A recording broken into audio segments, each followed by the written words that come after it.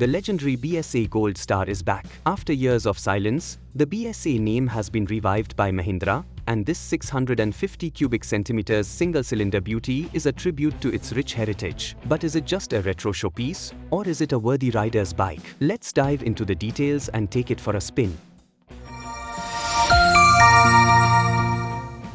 So, what are we looking at here? This is the new BSA Goldstar 650, a modern take on a British classic, and it's clear that Mahindra leaned heavily into that 50s and 60s styling. From the old-school tank badges to the vintage B31 engine look, this bike is a nod to the golden age of British motorcycling. At first glance, you might mistake it for being air-cooled, but this is actually a liquid-cooled engine. The designers have done a stellar job hiding those modern elements, even making the cases look like a pushrod engine. It's a neat trick and adds to the bike's classic appeal. And check out the clocks. They've mimicked the old Smith's chronometric dials that you'd find on original Goldstars. Even the warning lights are tucked into a small, retro-style display in the headlamp, just like the classics used to have. Now, onto the riding experience. I came in expecting a totally different ride compared to my Aprilia Tuono, and, of course, it is. But I was pleasantly surprised. While it's built down to a price point, it's a genuinely enjoyable bike. I'd even go as far as to say it's more fun than the two Royal Enfield Interceptors I've tried, which would be its closest competition.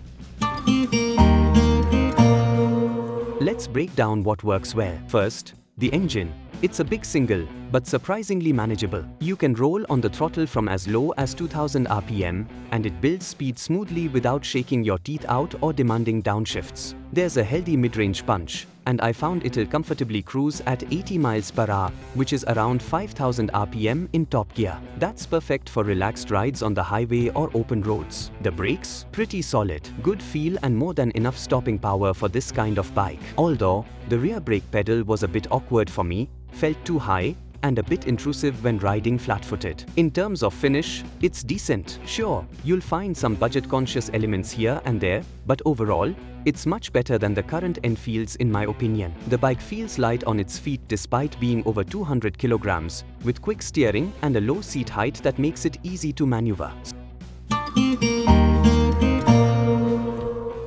But of course, it's not all sunshine and rainbows. Let's talk about the suspension. The front end is soft but okay, while the rear is frankly rubbish. It's underdamped and way too soft. If you are just cruising, it's fine, but the moment you push it a bit harder, especially in twisties, it starts to pogo.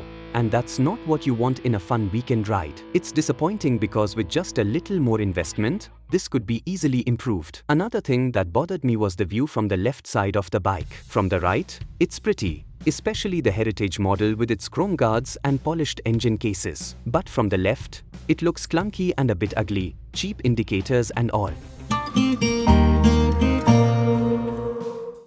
So, what's the verdict? The BSA Goldstar 650 is a bike that hits the nostalgia button hard. It's great for weekend rides, especially if you are a born-again biker or just someone who loves that classic British look. Sure, it's got its flaws, like the suspension and some budget details, but it's still a solid package for what it is. With a few tweaks and upgrades, this could be a real gem in your garage. Would I buy one? Maybe not today, but if I did, it would be the Heritage model with those chrome details. All in all, it's a respectable return for the BSA name, and a bike I genuinely enjoyed riding.